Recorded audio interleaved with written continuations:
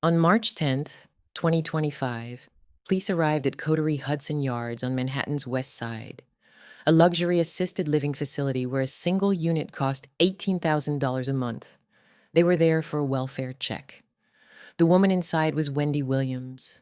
She was 60 years old. She had been living in the memory care wing under a court ordered guardianship that controlled her finances, her medical decisions, and her daily movement. She could not leave the building without permission. She could not make a phone call without oversight. When the officers arrived, she was taken from the facility to Lenox Hill Hospital, where doctors she had never met would evaluate whether her mind still worked the way she said it did. Later, she would tell anyone who would listen that she passed every test they gave her, that she was not impaired, that the room they had been keeping her in was not care, it was a cage. 3 years earlier, Wendy Williams had been one of the most recognized women in American media, a daytime television host, a former radio star, a name that 20 million viewers associated with a purple chair and a voice that said what nobody else on television would. By the time the police knocked on her door in 2025, the show was gone, the marriage was gone, the money was frozen, and a woman the country had watched every morning for 14 years had become a legal case managed by strangers. This is the story of how Wendy Williams built an empire from voice and nerve, how the people closest to her fought over who had the right to protect her, and how the woman who spent her life exposing other people's secrets became the one secret nobody could agree on how to keep. To understand how Wendy Williams ended up in a room she could not leave, in a life she could no longer narrate, you have to go back to the place where the voice began. Not the television set, not the radio booth. Further back than that, you have to go back to a quiet suburb in central New Jersey, where a tall girl with too much to say learned that the world would always be watching and decided she might as well give them something to look at. Wendy Joan Williams was born on July 18th, 1964, in Asbury Park, New Jersey, the middle child of Thomas Delroy Williams Sr. and Shirley Mae Williams. Both parents were educators. Her father was a teacher and guidance counselor. Her mother taught special education. They raised Wendy and her siblings in Ocean Township in the Wayside section, an upper middle class pocket of the Jersey Shore corridor where lawns were maintained. Report cards were reviewed at the dinner table, and the public presentation was not negotiable. It was the kind of household where discipline was steady and appearances were kept, where being loud was corrected and being different was noted. It was also the kind of household that produced a daughter who would spend her entire adult life performing loudly against its quiet standards. Wendy was tall as a child, unusually tall, already approaching her eventual height of 5 feet 11 by middle school. She was heavier than many of her classmates. She was not the girl who blended in at school dances or slipped unnoticed through the hallways. She has spoken about feeling physically conspicuous from a young age, about being corrected and watched, about understanding early that she was never going to be the girl who disappeared into a crowd. In Ocean Township, in the world her parents had carefully constructed, being different was something you manage. You dressed well, you spoke correctly, you represented the family. But Wendy's difference was not the kind that could be managed with a pressed shirt or a quiet voice. It was physical, it was visible, and it followed her into every room before she opened her mouth. That feeling of being observed, of being too much, of being a body in a room that people had already formed opinions about before a single word was spoken, would become the foundation of everything she built. The adult Wendy Williams did not hide from scrutiny. She monetized it. She knew what it felt like to be stared at, and she made a profession out of staring back. The wigs, the costumes, the theatrical entrances, the willingness to say on camera, the thing that would make a publicist reach for the phone. All of it was a form of control. If people were going to look at her regardless, she would decide what they saw. And if people were going to talk about her regardless, she would talk louder and first. There is something about that particular alchemy, the daughter of educators, raised with structure and propriety, who grows into a woman known for saying the thing nobody else would say on camera, that is worth sitting with for a moment. The armor she assembled over the years, the volume, the deliberate provocation, the persona that made powerful people nervous, none of it came from nowhere. It came from a childhood spent learning the roles of respectability and then choosing, consciously and systematically. to violate them in public. The bravado was not recklessness, it was architecture. And like most structures built on defiance rather than foundation, it held together under pressure until the person inside needed to ask for help and discovered that asking for help required surrendering the image that had kept her safe. She enrolled at Northeastern University in Boston, where she studied communications and found her way to the college radio station. That discovery is a hinge point in this story. Radio for Wendy Williams was not a stepping stone toward something larger. It was the medium that matched her. It rewarded exactly the qualities she already possessed: verbal speed, a gift for intimacy with strangers, nerve that other broadcasters lacked or suppressed, and a voice that expanded to fill whatever space it was given. Behind the microphone, she was not the awkward girl from the Jersey suburbs. She was someone bigger, someone less contained, someone who could say whatever came to mind and frame it as entertainment. Radio gave her permission to be the version of herself she had always wanted to perform, and she took that permission and never gave it back. After Northeastern, Williams moved through smaller radio markets, a stint in the Virgin Islands, then Washington, D.C., learning her craft in the way that ambitious broadcasters did in those years, sharpening the approach, testing how far the audience would let her go before pulling back. Each market was a rehearsal for the real stage. By the time she reached New York and landed at WBLS FM, one of the most prominent urban radio stations in the country, she had already developed the format that would define her career. She talked about celebrities the way people talked about their neighbors over a back fence, with familiarity, with judgment, with an undercurrent of affection that made even the cruelty feel like intimacy. She named names. She repeated whispers as if they were confirmed facts. She asked the questions that publicists trained their clients to dodge, and audiences loved her for it because she made them feel like they were inside the room. She made the private lives of famous people feel like shared property, like something you had a right to know about because knowing was a form of connection. That bargain, the private lives of public currencies, was the engine of her career, and the engine ran hot. At WBLS, Williams built a following that was fiercely loyal and deeply personal. Listeners did not tune in for the music or the news. They tuned in for her, for the voice that sounded like your most opinionated friend calling you on a weekday afternoon, the one who knew things she probably should not have known and said them with relish. She feuded publicly with celebrities who felt exposed by her broadcasts. She made enemies in the music industry who tried to have her removed from the airwaves, who pressured sponsors, who attempted to cut off her access to events and interviews. None of it worked. The opposition only confirmed the brand's central thesis. Wendy Williams told the truth, and the people who wanted her silenced were the ones with the most to hide. Every public attack made the audience trust her more. Every controversy pushed the ratings higher. She was learning something about the economy of attention that would define and eventually consume her entire life. The audience did not just want entertainment. They wanted the feeling that someone was being honest with them in a world full of managed messages and careful lies.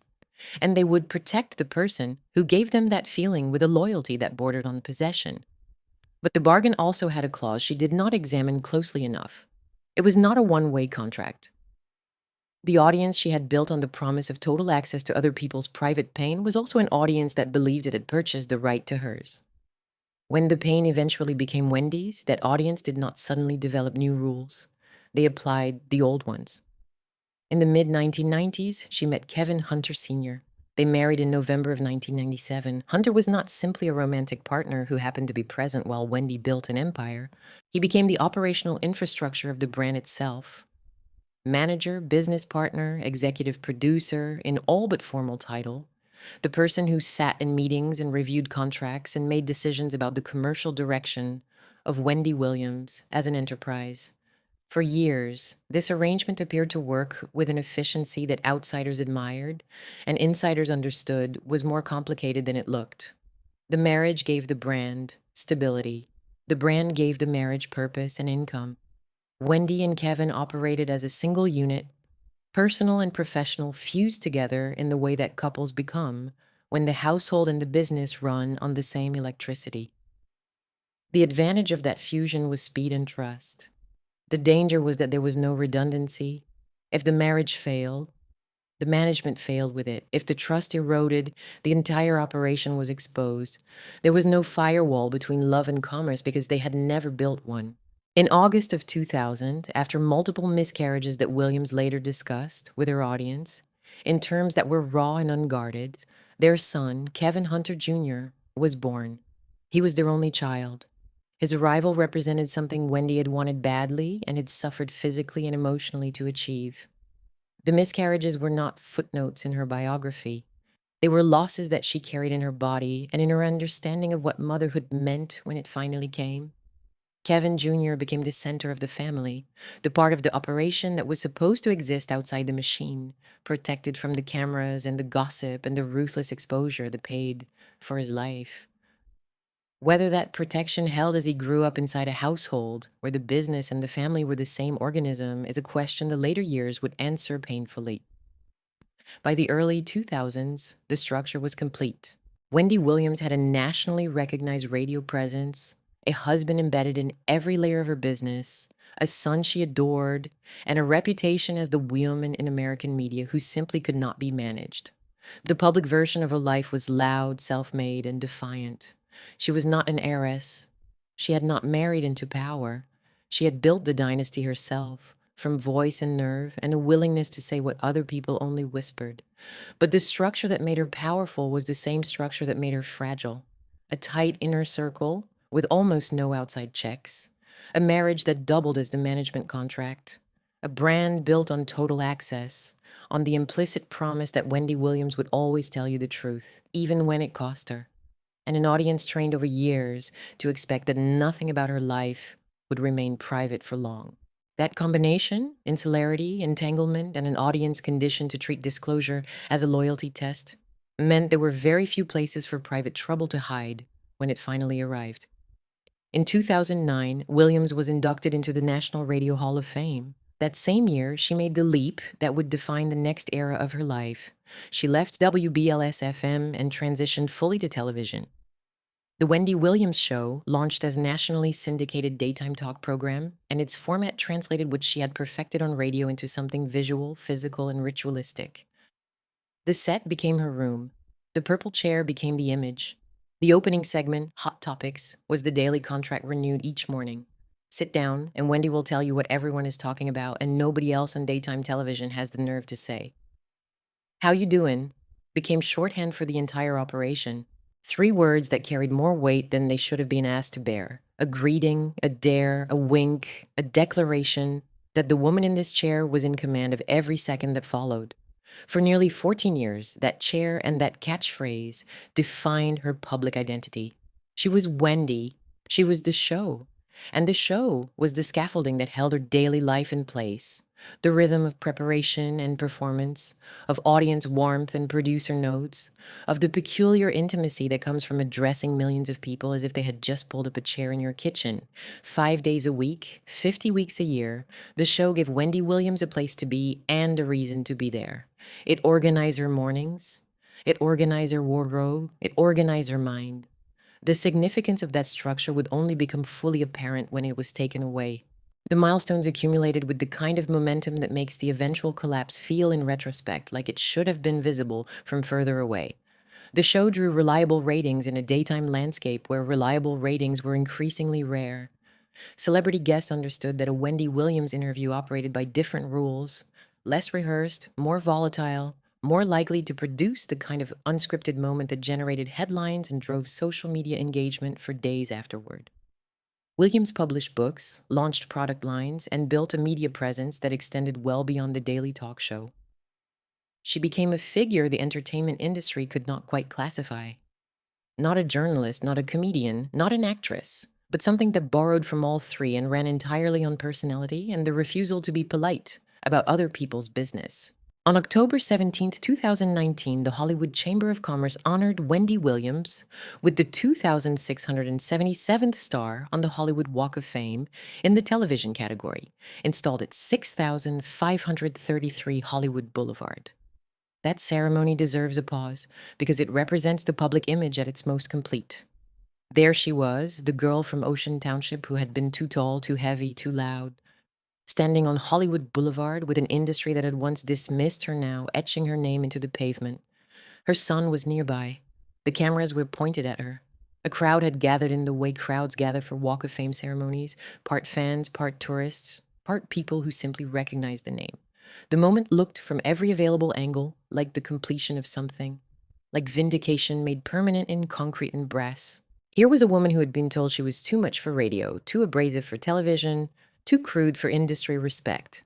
And the industry had come to her, star in hand, cameras rolling. The proof that the defiance had worked, that the armor had held, that Wendy Williams had been right all along about the value of refusing to make herself smaller.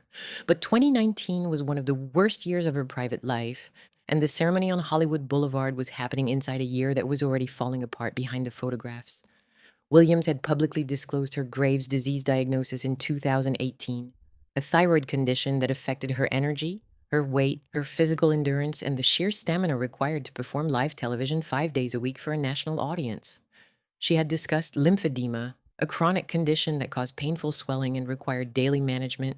And earlier in 2019, in a moment that recalibrated her relationship with every person who watched the show, she told viewers on air that she had been living in a sober house, that she was dealing with addiction, that she attended meetings, that the woman they watched each weekday morning, the woman who appeared to control every room she entered, was fighting a battle the cameras had not been showing them. The admission was remarkable not because public figures struggling with addiction was new territory for the American audience. It was remarkable because Wendy Williams had built an entire career on asking other people to make exactly this kind of confession. For decades, she had pushed celebrities toward disclosure, treating their private pain as content that the public deserved to consume. She had sat in the purple chair and asked questions about other people's drinking, other people's rehab, other people's secret lives, with the confidence of someone who believed transparency was a public good. Now she was the subject. Now she was the one sitting in the confessional. And the audience she had trained for 20 years responded the only way she had taught them to. They watched. They leaned in. They wanted more. And then the marriage collapsed. In April of 2019, Williams filed for divorce from Kevin Hunter Sr. after reports surfaced that Hunter had fathered a child with another woman during their marriage. The divorce was finalized in January of 2020. The tabloid version of this was straightforward. Famous woman, unfaithful husband, public humiliation, legal separation. The kind of story Wendy herself would have covered on Hot Topics, with a raised eyebrow and a knowing look if the marriage in question had belonged to someone else. But the private reality was structural devastation. Kevin Hunter Sr. had been woven into every layer of Wendy's professional life for more than 20 years. His departure from the marriage was simultaneously a departure from the management infrastructure of the brand. There was no clean boundary between the personal loss and the operational loss, because no such boundary had ever been drawn. When Hunter left, the architecture shook, and it is too simple, from the comfort of distance, to reduce him to the role of villain, the cheating husband who deserved what he got. The more useful truth is that the family system had placed an extraordinary concentration of emotional, financial, and professional power inside one relationship. When that relationship shattered, there was no secondary structure to hold the weight. The building did not have another load-bearing wall. Track each person through the fracture. Wendy tried to continue as Wendy. That was what she had always done. She showed up. She performed. She converted humiliation into material. Pain was a segment. Betrayal was a monologue. The audience expected resilience, and she delivered it because the alternative, estinsto, admitting publicly that this wound was different, that this one hurt in a way that performance could not repair, would have meant breaking the contract with the millions of people who watched. Kevin Hunter Sr. transitioned from husband manager to ex-husband and in time to legal adversary and financial disputes that would drag on for years.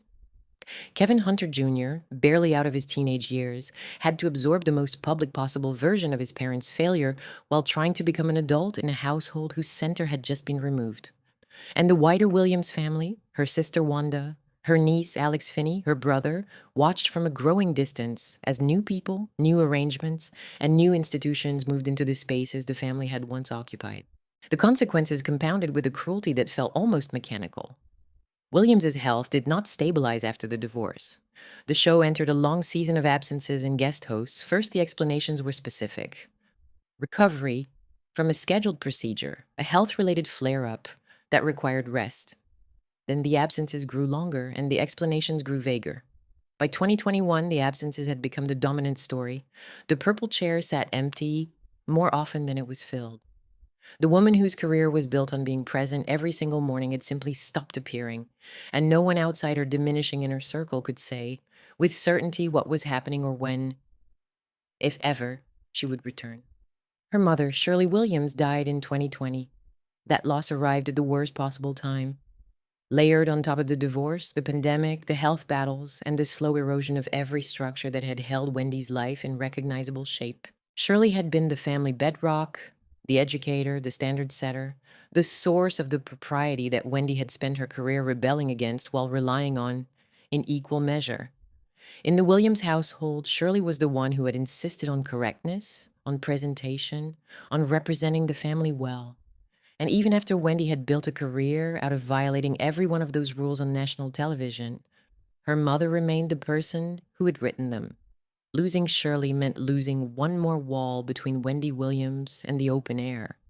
The people who had known her before the persona, before the wig, before the chair, before the catchphrase, before the audience, were receding from her life one by one. And the people who remained in her orbit were increasingly professional rather than personal. Producers, agents, lawyers, financial advisors, medical providers. The composition of the circle had changed, and no one outside it could say with confidence who was inside by choice and who was there by contract. On June 17th, 2022, The Wendy Williams Show aired its final episode. Sherry Shepard hosted the program. A video tribute played. The production team, the studio audience, and the viewers at home said goodbye to the woman who had created the show, who had sat in the purple chair for nearly 14 seasons, who had made Hot Topics a daily American ritual. But the woman herself was not there. She was not in the chair. She was not on the stage. She was not in the building.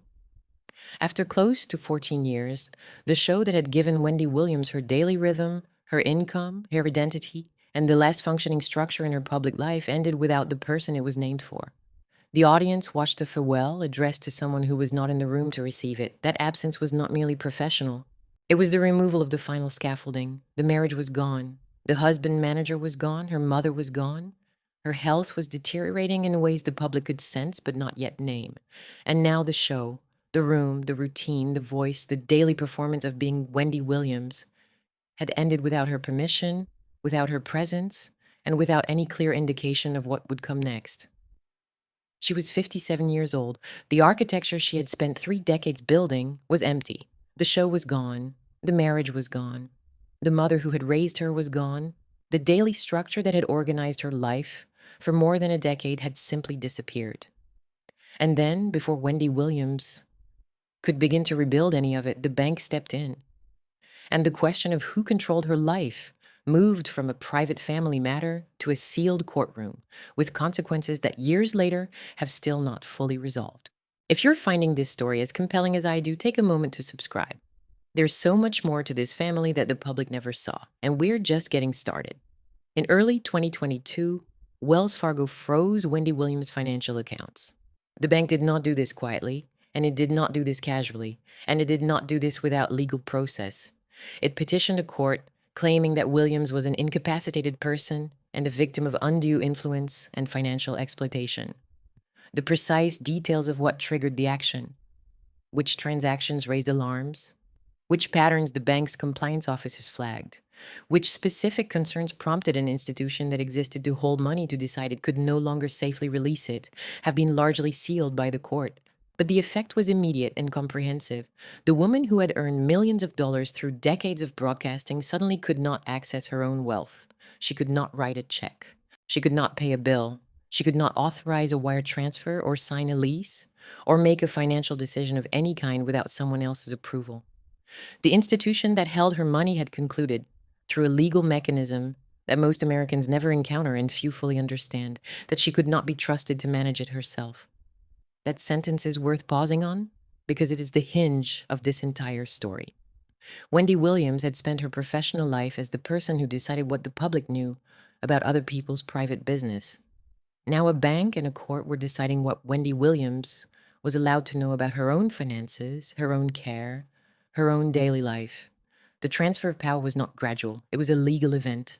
And it arrived not through the dramatic confrontation or public scandal that the audience might have expected from the Wendy Williams story, but through paperwork, through petitions and affidavits and a legal vocabulary built around words like incapacitated and exploitation and undue influence. Words that, once entered into a court record, are extraordinarily difficult to remove. A guardian was appointed. Her name was Sabrina Morrissey, and she was not a relative. She was not an old friend. She was not someone Wendy had chosen. She was a court-appointed legal guardian, a professional whose role, as defined by the guardianship system, was to oversee Williams' financial affairs and, as later reporting described, significant aspects of her personal welfare and medical decisions. Morrissey's appointment meant that the choices Wendy Williams had once made for herself, where to live, how to spend her money, whom to see, which doctors to visit, what treatment to accept or decline, whether to leave her residence on a given day, were now filtered through a legal intermediary who answered to the court rather than to Williams or to anyone in her family. The guardianship was not temporary in the way a hospital hold is temporary. It was indefinite. It became the new architecture of Wendy Williams' daily existence, replacing the marriage, the show, the management structure, and the personal autonomy that had come before it. To understand the weight of that, you have to understand what guardianship means in practice rather than in legal abstraction. A person under full guardianship is, in the eyes of the law, something close to a legal child, someone whose decisions are made by a designated adult, someone whose autonomy is limited by court order, someone who cannot sign a contract, authorize a payment, or in some cases choose their own living situation without the guardian's approval. For a woman who had built her entire public identity on being ungovernable, who had made a career out of saying and doing exactly what she wanted, regardless of who disapproved, the guardianship was not merely a legal status change. It was the inversion of everything she had ever been. The loud woman was now the managed woman. The woman who asked the questions was now the woman about whom questions were being asked in sealed proceedings she could not attend. Williams was placed in a care facility. By the time the public became aware of her specific living situation, she was residing at Coterie Hudson Yards, a luxury assisted living and memory care facility in Manhattan, at a reported monthly cost of approximately $18,000.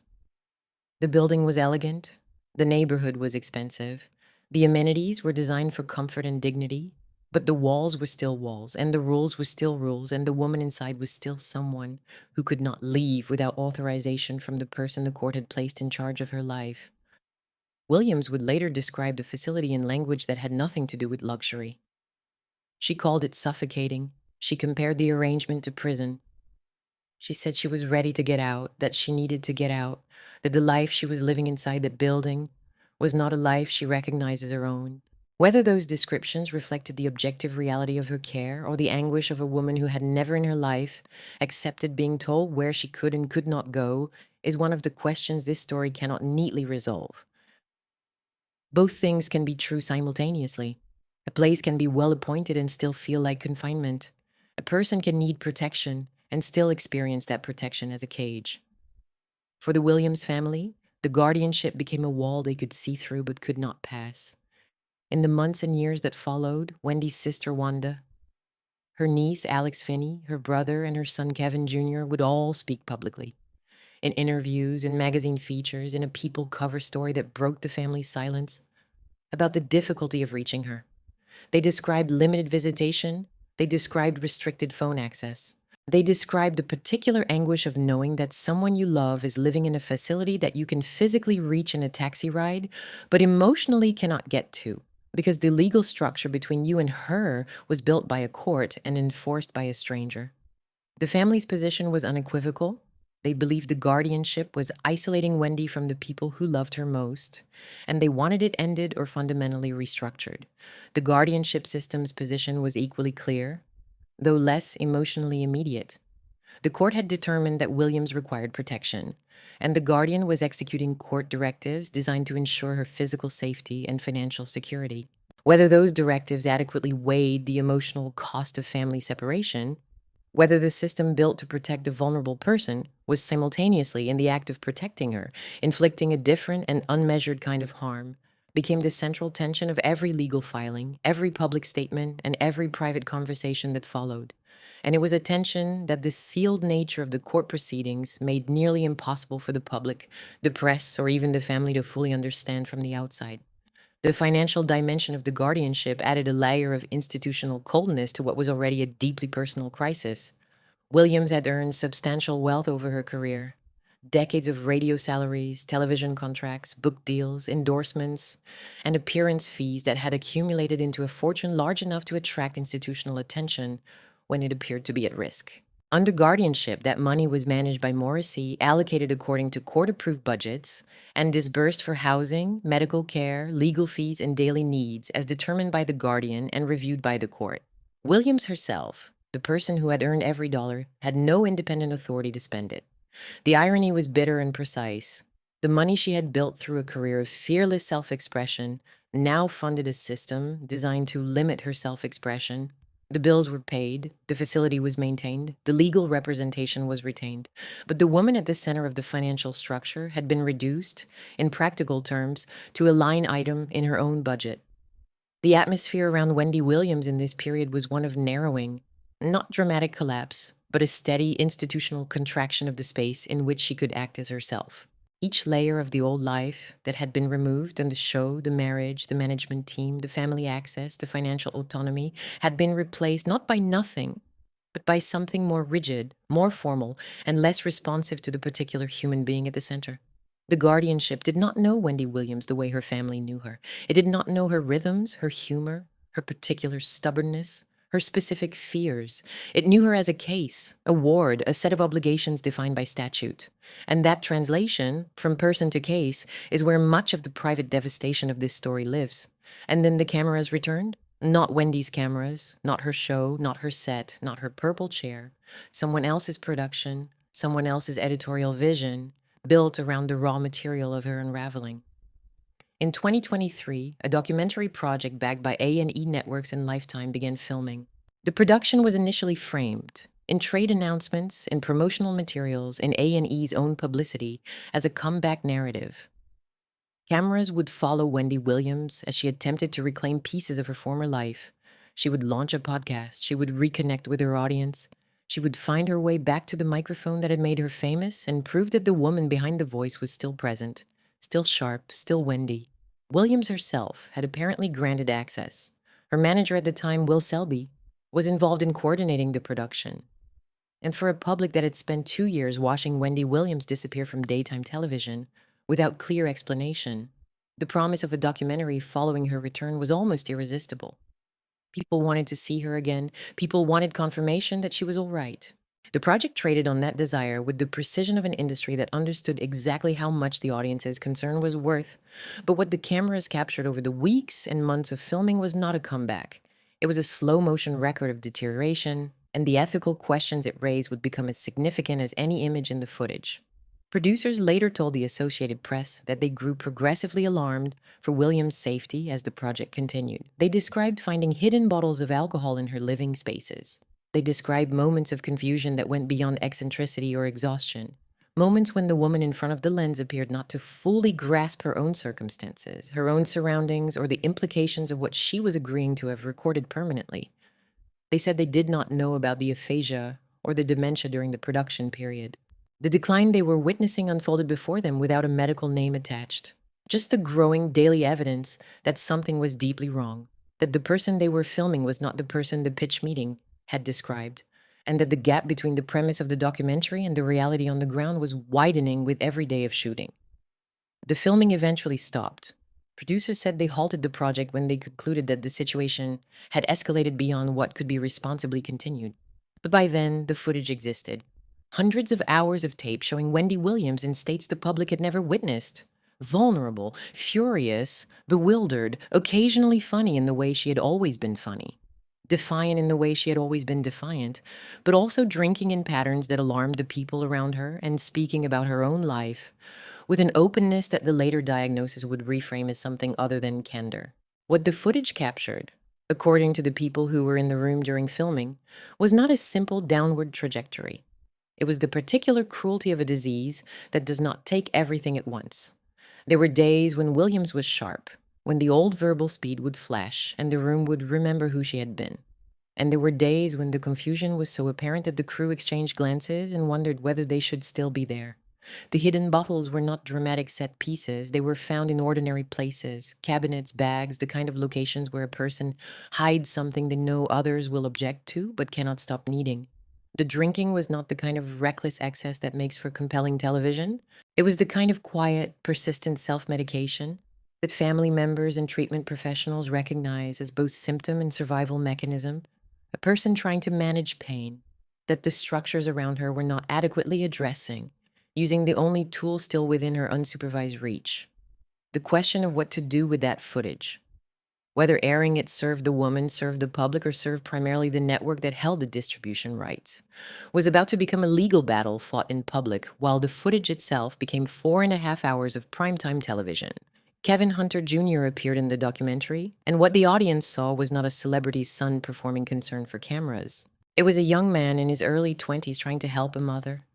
He was losing in a way that no preparation could have made bearable, trying to understand who among the professionals surrounding her was genuinely trustworthy, trying to reconcile the mother he remembered from childhood with the woman he now visited in a facility she had not chosen, and carrying the specific grief of watching a parent lose the qualities that had once defined them to the world. He was 23 years old.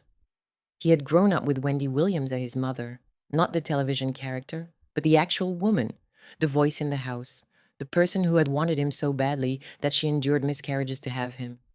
Now the voice was changing, and the house was gone, and the systems that had replaced the family structure did not operate according to love. They operated according to court orders. Kevin Jr. tried to care for his mother in Florida during an earlier period, tried to be present, tried to fill the space that the dissolution of the family unit had left behind. But the guardianship had placed formal boundaries around informal love, and the son's access to his mother was no longer his to decide. Wanda Williams and Alex Finney became the family's most visible public advocates, saying in interviews and media appearances what they believed the sealed court proceedings had prevented them from being heard saying, through proper legal channels, that Wendy was being isolated, that the guardianship was failing her emotionally even if it was functioning legally, and that the family wanted her back, not as a brand, not as a case file, but as a sister, an aunt, a person who belonged to people who shared her blood and her memory and her history. Then came the announcement that changed the entire frame.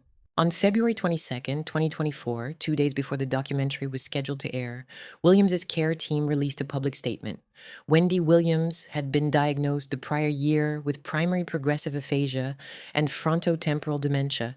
The care team said she had undergone medical testing in 2023 and that the two conditions had created significant challenges in her functioning. Primary progressive aphasia progressively destroys the brain's capacity to produce and comprehend language, the very faculty on which Wendy Williams had built everything she had, everything she was, everything the audience knew her to be.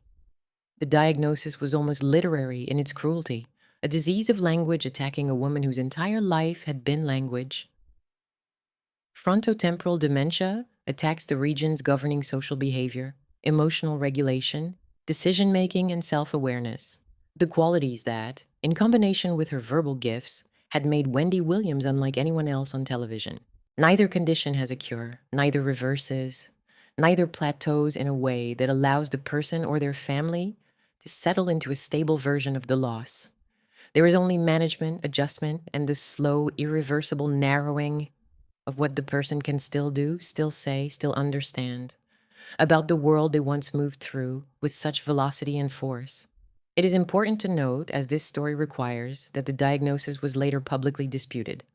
Williams herself, in interviews conducted in 2025, challenged the characterization. She said she was not cognitively impaired. She said she had passed evaluations. The diagnosis should be understood as documented and publicly announced by her care team, but contested by Williams and some of her advocates. The tension between the medical record and the patient's own insistence is itself part of the story. It is the kind of ambiguity that a neat narrative would resolve, and the honesty requires holding open. The timing was devastating in its precision. The diagnosis reframed everything, backward and forward at once. Looking backward, it provided a clinical explanation for the years of absence, the confusion, the behavioral changes that the audience, the family, and the documentary producers had all observed without a name to assign. Looking forward, it raised questions so uncomfortable that no institution involved has fully answered them. If Williams had a progressive condition affecting her judgment and language, what did it mean that she had granted the cameras access to her decline? What did consent look like when the person providing it was potentially losing the capacity to evaluate consequences? And if the guardian existed to protect her from exactly this kind of exploitation, how had months of documentary filming taken place at all? And was the lawsuit that followed an act of protection or an act of damage control after the protection had already failed?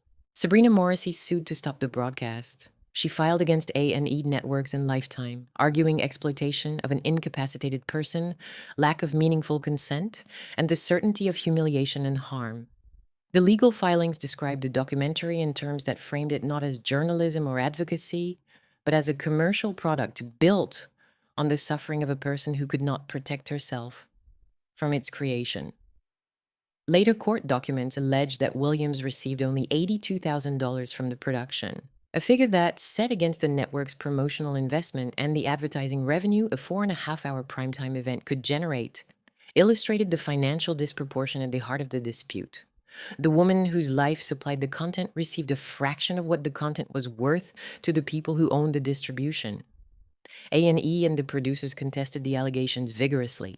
They argued the documentary illuminated the realities of guardianship and cognitive decline, that it was produced with sensitivity and professional care, and that it served a clear and legitimate public interest that outweighed the guardian's objections. The court heard both sides. Lifetime announced it would proceed as scheduled. The documentary was not blocked. On the evening of February 24th, 2024, Where is Wendy Williams? Began airing as a 2-night, 4.5-hour event. What the viewing audience encountered was something most had not been prepared for. Not because the content was sensationalized, but because it was not. The documentary showed the woman from the purple chair in a condition that was quiet and bewildering and small. It showed financial confusion, Williams saying she had no money, asking questions that suggested the vast distance between her former life and her present reality had not fully registered. It showed drinking that the people closest to her described as dangerous. It showed a son who did not know how to help. It showed a family on the outside and a guardian on the inside, and a woman at the center who may or may not have understood what was being recorded, what would be broadcast, and who would see it. Some viewers called it advocacy. Some called it exploitation. Some sat in the silence after the credits with the discomfort of understanding that both descriptions applied, and that the documentary could be important and extractive at the same time, that watching it could be an act of empathy and an act of consumption, and that the line between caring about Wendy Williams and consuming Wendy Williams had always been razor thin. She had drawn that line herself decades ago, when she decided that other people's pain was content the audience deserved.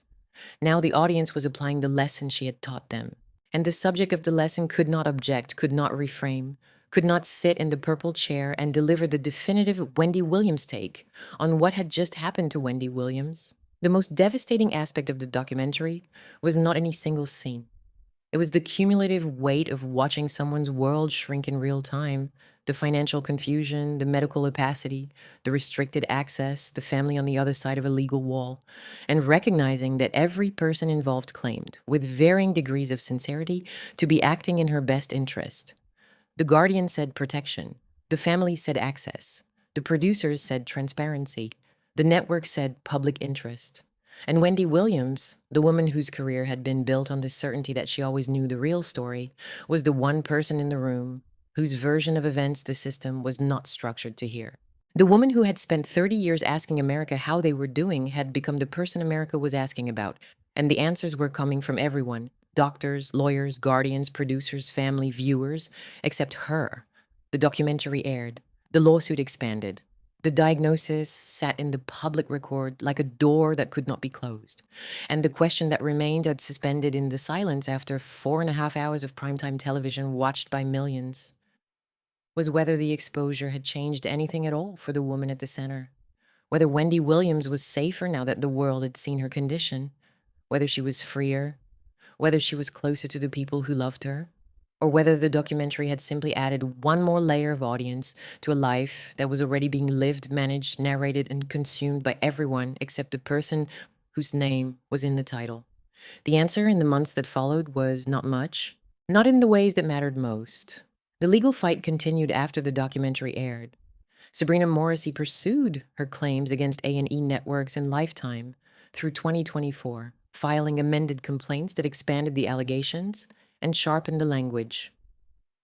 The Guardian's legal team described the documentary as a commercial product built on exploitation, argued that Williams had been exhibited in a diminished state for profit, and maintained that the $82,000 Williams reportedly received was grotesquely inadequate compensation for a 4.5-hour documentary event that generated advertising revenue, press coverage, and cultural conversation on a national scale.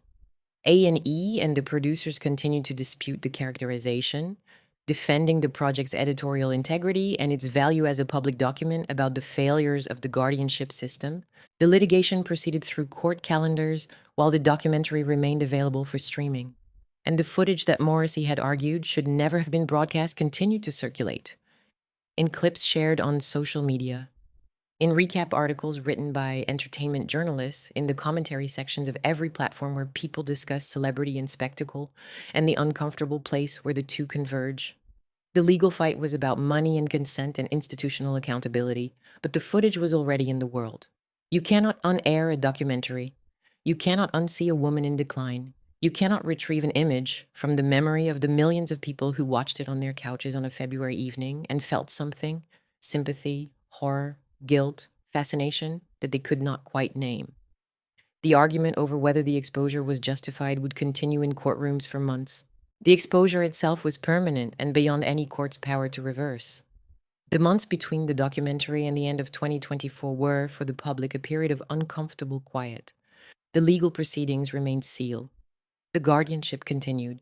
Williams remained at Coterie Hudson Yards, in the same facility she had described as suffocating, under the same restrictions she had compared to imprisonment. The public had consumed the documentary, had its moment of collective discomfort, and then, as publics do, had moved on to the next story. But for Wendy Williams, and for the people who loved her, and for the legal apparatus that controlled her daily life, nothing had moved on. The same walls, the same rules, the same guardian, the same sealed proceedings. The documentary had changed the public's awareness of her situation. It had not changed the situation itself. In November of 2024, filings attributed to Morrissey's side described Williams in clinical terms that carried the weight of legal finality: cognitively impaired, permanently disabled, incapacitated.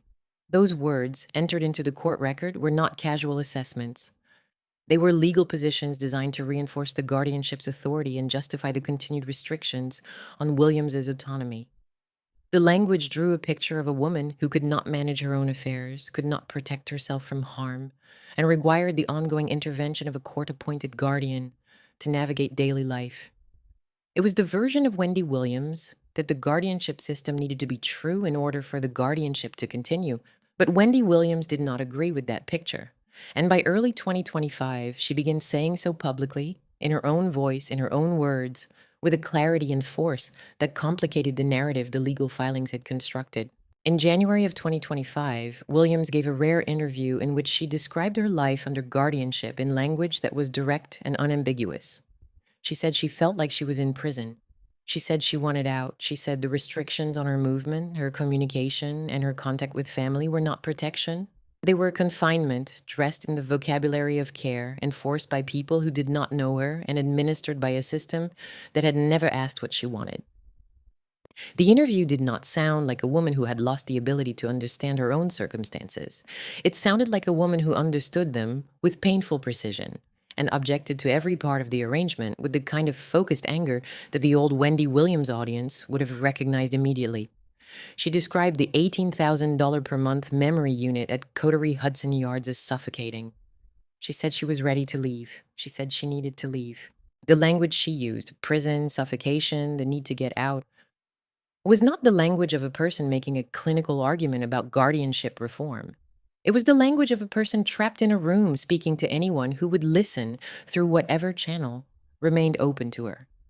And the fact that she was using interviews, media, the same tool that had built her career, to fight the system that controlled her was its own kind of bitter symmetry. The microphone had made her powerful. The microphone was the only weapon she still had. That interview opened a new chapter in the public narrative, one that was in some ways more destabilizing than the documentary itself. The documentary had shown decline. The interview showed defiance. And the gap between those two images, the confused woman on film and the articulate woman on the phone, raised a question that the legal system, the medical establishment, and the audience were all forced to confront. Which version was more accurate? Was Wendy Williams a woman in the grip of irreversible cognitive deterioration who needed to be protected from herself? Or was she a woman who had been placed under a legal structure she did not consent to and was now fighting, with whatever tools remained available to her, to reclaim her autonomy? The honest answer is that both could be true at the same time, and that the guardianship system is not well designed to accommodate that possibility. A person with a progressive neurological condition can have good days and bad days, windows of startling clarity inside a broader pattern of erosion. The existence of an articulate interview does not disprove a medical diagnosis. The existence of a diagnosis does not erase the person's right to be heard, to be believed, to be treated as someone whose own account of their experience has value. But the legal system that governed Williams's life operated in categories that were designed for administrative clarity rather than human complexity. Competent or incapacitated, autonomous or managed, capable of self-determination or in need of a guardian's oversight. And those categories left very little room for the reality that most neurological conditions actually produce, a fluctuating day-by-day landscape of capacity that does not map neatly onto legal definitions. The question was not whether Wendy Williams could speak clearly. It was whether the system had any mechanism for listening to what she said and incorporating it into the decisions being made about her life. The evidence at that point suggested it did not. In March of 2025, the story shifted again. On March 10th at Coterie Hudson Yards, the same luxury facility, the same Manhattan address, the same building that had been her home and her confinement for years, police conducted a welfare check on Wendy Williams. She was taken from the facility to Lenox Hill Hospital for evaluation. The movement itself tells a story.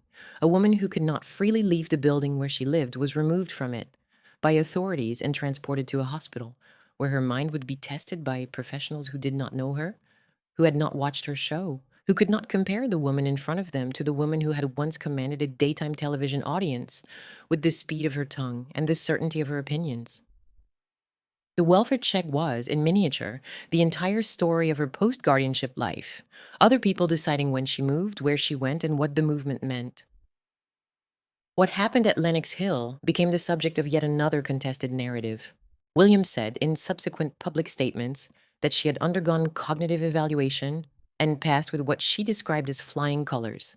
She said she was not incapacitated. She said the test confirmed what she had been telling anyone who would listen for months, that the guardianship was not protecting a woman who could not think for herself. It was restraining a woman who could.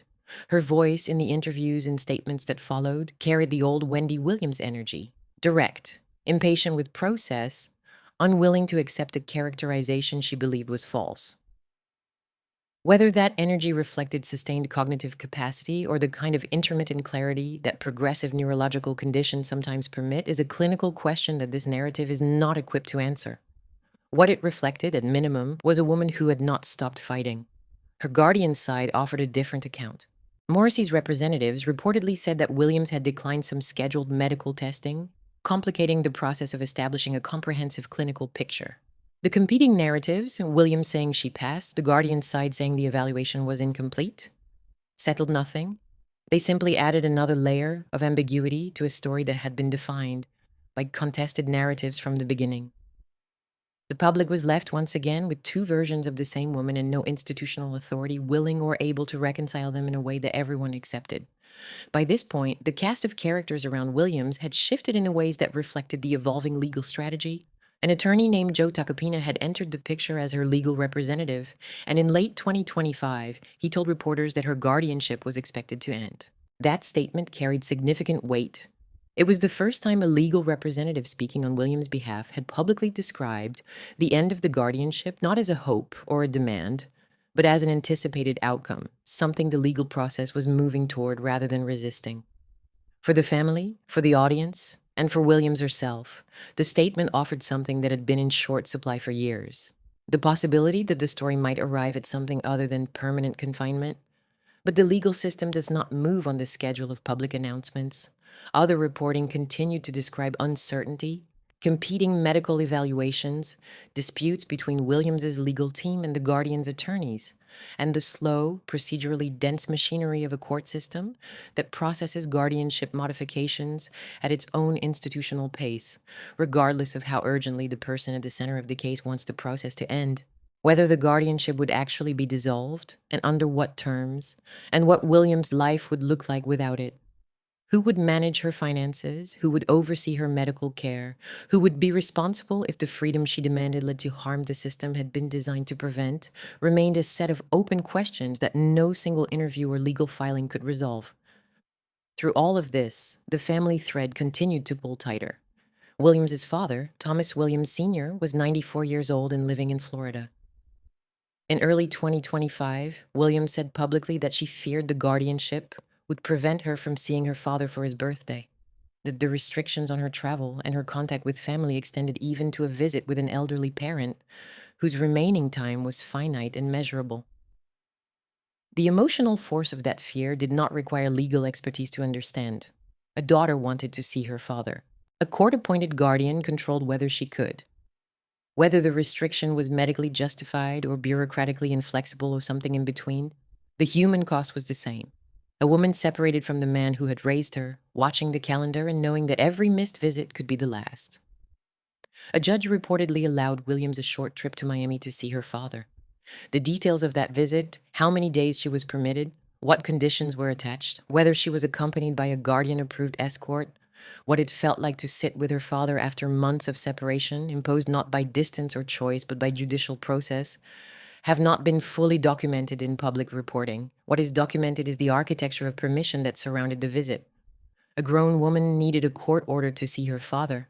A daughter needed a judge to say yes. The trip itself may have been ordinary: a car, a flight, a door opened, a parent embraced. But the paperwork that made it possible was extraordinary, and it revealed the full scope of what the guardianship had done to the most basic rhythms of family life. Every ordinary act, visiting a parent, choosing when to leave, deciding how long to stay, had been routed through a legal system that required petitions, filings, hearings, and approval. The machinery of protection had become so total that it could not distinguish between shielding a vulnerable person from financial exploitation and preventing a daughter from sitting at her father's kitchen table.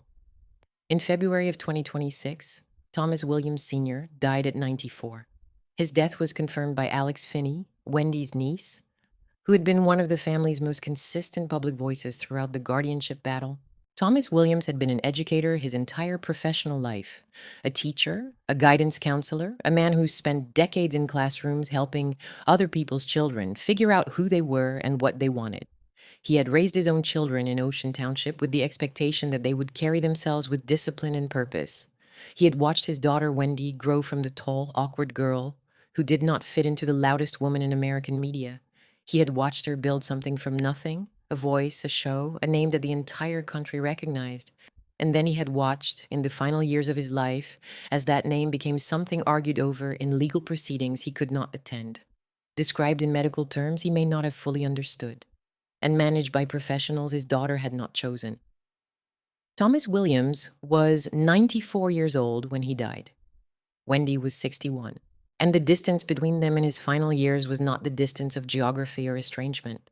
It was the distance created by a legal system that required a judge's authorization for a daughter to visit her father. That is the kind of detail that does not need embellishment. It does not need adjectives or dramatic emphasis. It simply needs to be stated plainly and allowed to carry its own weight. A woman wanted to see her dying father. A court had to decide whether she could. That detail is one of the hardest in this story, and it is worth sitting with for a moment. Thomas Williams spent his career helping other people's children navigate their futures. His own daughter's future was, at the time of his death, being navigated by a court, a guardian, a set of attorneys, and a medical establishment that could not agree on the most fundamental question about her: whether she was capable of deciding things for herself. He was 94 years old. She was 61. And the distance between them in the final years of his life was measured not in miles, but in legal filings. Kevin Hunter Sr. remains, in the aftermath, a complicated figure. The ex-husband, the former manager, the man whose departure from the marriage destabilized the structure that had held Williams's professional and personal life together. He later emerged as a legal challenger to the guardianship itself, taking positions that aligned, at least in part, with the family's desire to see the system that controlled Williams reformed or dissolved. Whether his involvement was motivated by genuine concern, by financial interest, by the particular guilt of a man who understood his role in the collapse, or by some combination of all three is not something any outside observer can determine with certainty. He is part of this story because he was part of the architecture, and the architecture's failure is part of what created the conditions the guardianship was built to manage. Kevin Hunter Jr. is 25 years old. He is the only child of Wendy Williams and the person in this story who had the least power and the most at stake. He did not choose to be born into a household where the marriage and the management contract were the same document. He did not choose to have his mother's cognitive decline documented on 4.5 hours of national television. He did not choose the guardianship, the sealed proceedings, the restricted visitation, or the public narrative that transformed his family's most private anguish into content, consumed and debated by millions of strangers. He grew up as the protected center of the operation, the part of the machine that was supposed to be shielded from the cameras and the gossip. The machine broke, and the shield broke with it. He is a young man whose relationship to his mother's care, her finances, and her future has been scrutinized by people who have never met either of them and who will form opinions regardless. What he carries forward from this experience, the grief, the anger, the particular helplessness of loving someone the system will not let you fully reach, is not yet knowable. He is 25. The weight of it will show over years, not headlines. Wanda Williams and Alex Finney remain the family voices who chose visibility when silence would have been easier and perhaps safer. They spoke when the court proceedings were sealed and the family had no formal platform. They spoke when the documentary aired and the public wanted context the footage could not provide. They spoke when the guardianship continued and the legal system showed no sign of urgency matching their own. They became, by necessity and by love, the public face of a family's insistence that a sister and an aunt should not require judicial authorization to be present in their own relative's life. Whether the system heard them, whether their public advocacy moved anything inside the sealed proceedings, remains unknown. Sabrina Morrissey remains the figure at the center of the structural argument, the person whose name appears on the filings, whose authority was granted by the court, and whose role placed her at the intersection of every competing interest in this story. To some, she is the professional who stepped into an impossible situation and did what the legal system asked of her: managed the finances of a vulnerable person, maintained her housing and medical care, fought to prevent a documentary she believed would cause harm, and navigated a case that became national news while operating under the constraints of sealed proceedings that prevented her from publicly defending her decisions. To others, she is the symbol of a system that placed institutional control above human connection, that prioritized legal order and procedural compliance over family warmth, over the wishes of the person at the center, and over the possibility that a woman who had lived 60 years making her own decisions might have had something valuable to say about how the rest of her life should be managed. Both descriptions contain truth. Neither captures the full picture. The guardianship system does not produce heroes or villains. It produces functionaries operating inside a structure that was not designed for the kind of scrutiny this case attracted. And the public, the audience that had watched Wendy Williams for decades, that had laughed at her jokes and consumed her gossip and tuned in each morning for the thrill of hearing someone say what polite people would not, remains the final character in this story. The audience that loved her when she was powerful. The audience that watched the documentary when she was not. The audience that clicked the articles and shared the clips and debated whether the guardianship was protection or imprisonment, whether the documentary was advocacy or exploitation, whether Wendy Williams was competent or incapacitated. The audience that was, in every measurable way, still consuming her, her image, her story, her pain, even after the purple chair was empty and the microphone was off and the woman behind the name was fighting for the right to answer a phone call without a lawyer's approval. Wendy Williams is 61 years old. She is, as of the most recent public reporting, still associated with the legal battle over her guardianship. She is still recognized. She is still famous. She is still the woman who asked America how it was doing every weekday morning for the better part of 2 decades, but she is not in the purple chair. She is not on the air. She is not in control of the story being told about her, and she has not been for years. What remains is a woman alive, contested over, publicly visible, and privately constrained. Famous enough that millions of people have an opinion about her care, and restricted enough that her own opinion about her care requires a court's permission to act upon. There is no neat moral in this story because the story resists the kind of resolution that morals require. Wendy Williams built a career by making other people's private pain legible to strangers. She trained an audience to believe that hidden truths were a form of public property, that exposure was a kind of justice, that the camera had a right to be in any room where something real was happening. When her own life became the hidden truth, when her own pain became the content, that exposure did not save her. It did not free her. It did not return her to the chair or restore the voice or reunite her with the people she loved on her own terms. It made her visible, and visibility, it turns out, is not the same thing as protection. It is not the same thing as care. It is not the same thing as being asked how you are doing by someone who actually intends to stay for the answer.